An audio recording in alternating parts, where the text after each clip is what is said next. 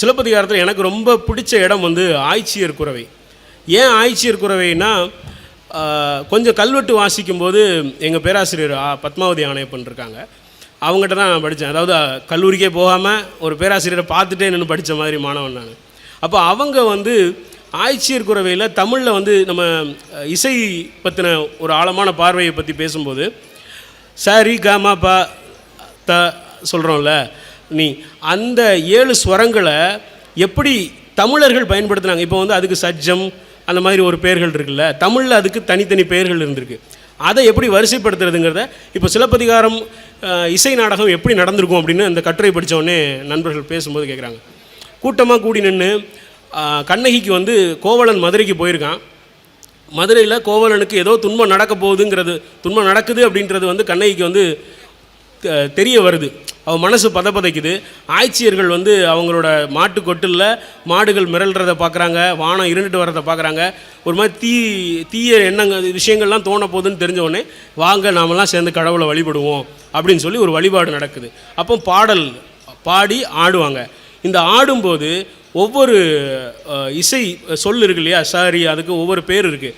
அந்த பேர் கொண்டவர்கள்லாம் வட்டமிட்டு முதல் பாடினதுக்கப்புறம் இதுக்கு துணைக்கிளை, இதுக்கு ஒவ்வொரு சொல்லுக்கும் இருக்குது. இப்போ ச ரீ க சொல்கிறோம் இல்லையா, சவுக்கும் கவுக்கும் அது வந்து துணைக்கிளை, ரீக்கு வந்து க ம வந்து துணைக்கிளை. இந்த மாதிரி ஒவ்வொரு சொல்லுக்கும் தமிழில் அப்படி வந்து இசைக்கு அவ்வளோ நுணுக்கம் செஞ்சு வச்சுருந்துருக்காங்க. இப்போ அந்த முதல் ஆள் பாடினதுக்கப்புறம் அந்த 3வது ஆள் வந்து அதுக்கு இணைக்கிளையாக வந்து பாடணும். 2வது ஆள் பாடினதுக்கப்புறம் 3வது ஆள், இப்படியாக இலக்கிய ஒரு இசையை எப்படி கையாளணுங்கிற இந்த நுணுக்கம் வந்து சிலப்பதிகாரத்தில் எழுதப்பட்டிருக்கு. அது குறித்து வாசிக்கும்போது கல்வெட்டுகள் மூலமாக தேடி எடுக்கும்போது இதில் கிடைக்காத ஒரு விஷயம் வந்து கல்வெட்டு வாசிக்கும்போது கிடச்சி. குறிப்பாக சொல்லணும்னா நமச்சிவாயங்கிறத சிவாய நசி அப்படின்னு போட்டிருப்பாங்க. அதை வச்சு தான் இந்த சிலப்பதிகாரத்தில் உள்ள விஷயத்தை ரொம்ப லேட்டஸ்ட்டாக ஒரு 1980களில் தான் அதை வந்து எப்படி வாசிக்கணுங்கிற அந்த ஒரு விஷயத்தை கல்வெட்டு ஆய்வாளர்கள் மூலமாக அதை கற்றுக்கிட்டோம். எங்கள் பேராசிரியர் அதை பண்ணி தந்தாங்க.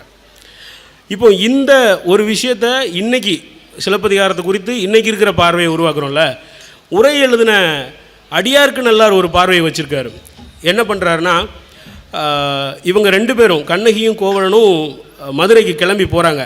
அப்போ என்னை கிளம்பி போயிருப்பாங்க அப்படின்னு அந்த டேட்டை வந்து அடியாருக்கு நல்லார் உரை எழுதும்போது கால்குலேட் பண்ணுறாரு. எப்படி கால்குலேட் பண்ணுறாருன்னா, சிலப்பதிகாரத்தில் ஒரு வார்த்தை இருக்குது, சித்திரை சித்திரை திங்கள் சேர்ந்தன அப்படின்னு விழவு ஊரெடுத்த காதையில் ஒரு வரி இருக்குது. ஸோ அந்த சித்திரை டைமில் அவங்க அந்த விழா எடுக்கிறாங்க, இந்திர விழவு. அடுத்து கட்டுரை காதையில் ஆடித்திங்கள் தழல் சேர் ஆடித்திங்கள் தழல் சேர் வெள்ளி வாரத்து அப்படின்னு ஒரு வரி இருக்குது. அப்போது இந்த 2க்கும் இடைப்பட்ட காலத்தை எடுத்துக்கிறாரு. எடுத்துட்டு கண்ணகியும் கோவலனும் புகார் நகரத்துலேருந்து எப்போ புறப்பட்டிருப்பாங்க அப்படின்னு ஒரு காலக்கணிப்பை வந்து அடியாருக்கு நல்லா நிகழ்த்தி பார்க்குறாரு. அதாவது இவர் வந்து 1200 12ஆம் நூற்றாண்டு 1100களில் இருந்துக்கிட்டு அதுக்கு முன்னாடி ஒரு காலகட்டத்தில் எழுதுனதை அவர் வந்து கால்குலேட் பண்ணி அவர் ஒரு முயற்சியை பண்ணி பார்த்து இந்த டைமில் அவங்க போயிருப்பாங்க அப்படின்றாரு.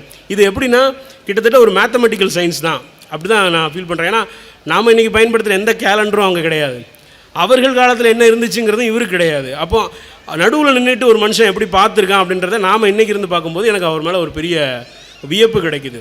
ஸோ அப்படியாக அடியார்க்கு நல்லார் எப்படி ஒரு பெரிய ஆய்வு ஓப்பனிங்கை வந்து எனக்கு ஏற்படுத்தி தந்தார் அப்படின்றதுனால அவர் மேலே ஒரு பெரிய ஈர்ப்பு ஏற்பட்டுச்சு. இந்த அடியார்க்கு நல்லார் வந்து சிலப்பதிகாரத்துக்கு பண்ண முழுமையான உரை நமக்கு கிடைக்கல. புகார் காண்டம் மதுரை காண்டம் முடிஞ்சதுமே அவரோட உரை வந்து இல்லை.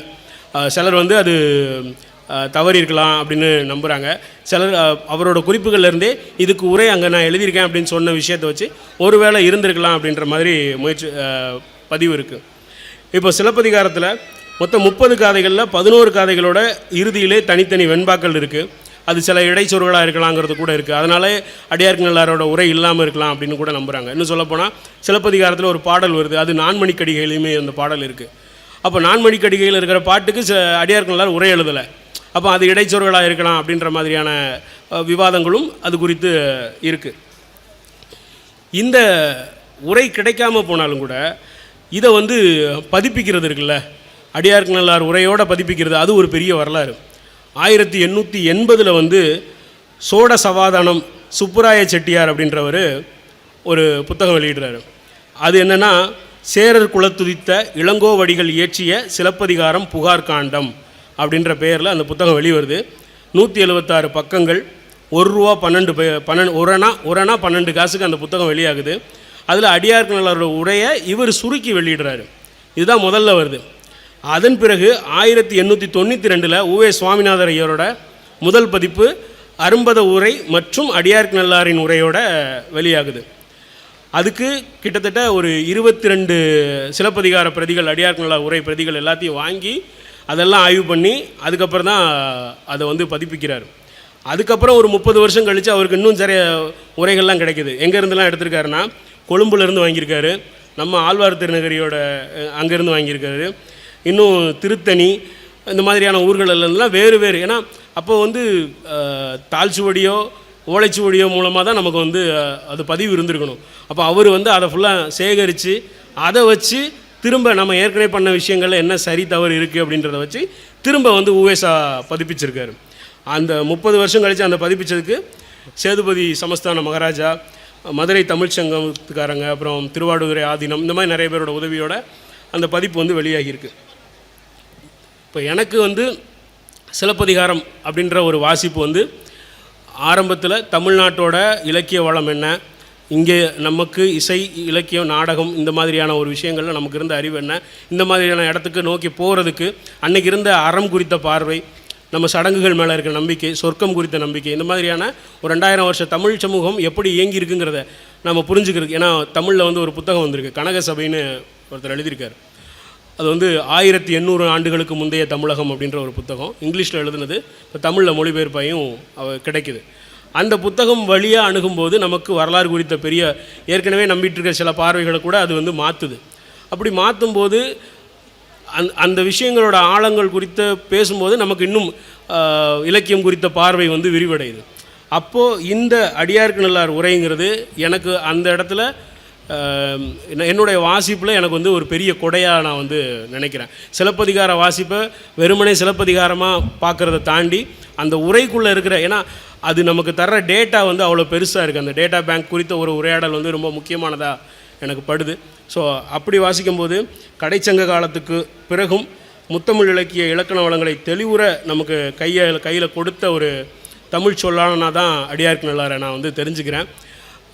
இன்னும் இந்த வரிசையிலே அடுத்து எனக்கு நச்சினார்க்கினியாரை பற்றி படிக்கணும், அதை தேடணும். ஏன்னா அந்த காலகட்டம் கிட்டத்தட்ட போன புறணை இலக்கிய திருவிழாவில் பேசும்போது அந்த 19ஆம் நூற்றாண்டு வந்து எப்படி இலக்கிய பதிவுகள் வந்து உருவாகிறதுக்கு அச்சு இயந்திரங்கள் ரொம்ப முக்கியமான காரணமாக இருந்துச்சோ, அச்சு இயந்திரங்கள் எப்படி ஜனநாயகப்படுத்தப்பட்ட பிறகு, ஏன்னா ஆறுமுக நாவலர்கள் வந்து முதல்ல இந்தியர்கள் அச்சு இயந்திரங்களை வச்சுக்கலாம் அப்படின்ற ஒரு அனுமதி வந்து பிரிட்டிஷில் வந்து கொடுக்குறாங்க.